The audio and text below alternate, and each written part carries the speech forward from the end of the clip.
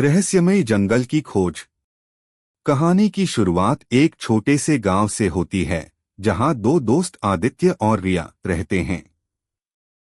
एक दिन आदित्य और रिया जंगल के पास खेल रहे होते हैं, जब अचानक उन्हें एक पुरानी जंग लगी हुई कुंजी मिलती है।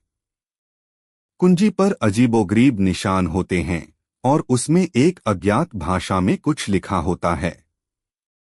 रिया आश्चर्य से, आदित्य, ये कुंजी तो किसी खजाने की लगती है।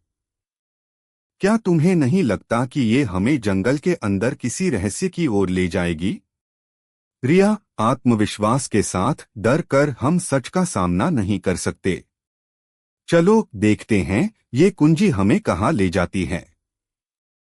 दोनों दोस्त साहस जुटाकर जंगल में प्रवेश करते हैं। चारों ओर अजीब सी खामोशी होती है और पेड़ की शाखाएं जैसे उनके कदमों का पीछा कर रही हों। वातावरण में एक रहस्यमयी ऊर्जा होती है जो धीरे धीरे बढ़ती जाती है।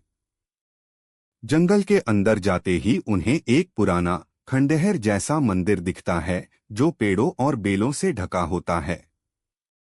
मंदिर के दरवाजे पर वही निशान होते हैं जो कुंजी पर थे। दोनों दरवाजा खोलने का निर्णय लेते हैं। दरवाजा धीरे धीरे खुलता है और एक तेज रोशनी चारों ओर फैल जाती है। दोनों सीढ़ियों से नीचे उतरते हैं और खुद को एक विशाल गुफा के अंदर पाते हैं। गुफा की दीवारों पर अद्भुत चित्र बने होते हैं, जिनमें एक अदृश्य शक्ति का वर्णन होता है।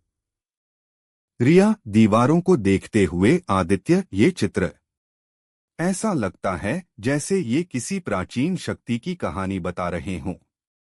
आदित्य सहमति में सिर हिलाते हुए, हाँ, और ऐसा लग रहा है कि ये शक्ति अभी भी इस गुफा में कहीं छिपी हुई है। हमें सावधान रहना होगा। गुफा के अंत में उन्हें एक विशाल दरवाजा दिखता है, जिस पर वही निशान होते हैं जो कुंजी पर थे। रिया कुंजी को दरवाजे में डालती है और दरवाजा धीरे धीरे खुलता है। दरवाजे के पीछे एक विशाल कक्ष होता है, जिसके बीचों बीच एक चमकदार गोला होता है। गोला प्रकाश से भरा होता है और चारों ओर एक अजीब सी ऊर्जा फैलती है। रिया आश्चर्य से, आदित्य, ये क्या है? ये तो किसी अज्ञात शक्ति का केंद्र लग रहा है। आदित्य सावधानी से आगे बढ़ते हुए, शायद यही उस प्राचीन शक्ति का स्रोत है जिसका वर्णन चित्रों में किया गया था। जैसे ही वे गोले के पास पहुंचते हैं, कक्ष की दीवारों पर लगे चित्र जीवंत हो उठते हैं। चित्रों में दिखाए गए प्राचीन योद्धा उनकी ओर बढ़ते हैं और दोनों को घेर लेते हैं। एक आवाज गूंजती है, जो भी इस शक्ति के करीब आता है, उसे इसकी परीक्षा देनी होगी। यदि तुम सच्चे हो तो शक्ति तुम्हारी होगी, नहीं तो यह तुम्हें हमेशा के लिए कैद कर लेगी। आदित्य और रिया एक दूसरे की ओर देखते हैं। वे जानते हैं कि अब उनके पास पीछे हटने का कोई रास्ता नहीं है। पहली परीक्षा एक रहस्यमयी धुंध कक्ष में भर जाती है। धुंध के अंदर अजीब आकृतियां दिखाई देती हैं, जो उनके डर को दर्शाती हैं। आदित्य और रिया को अपने डर का सामना करना होता है।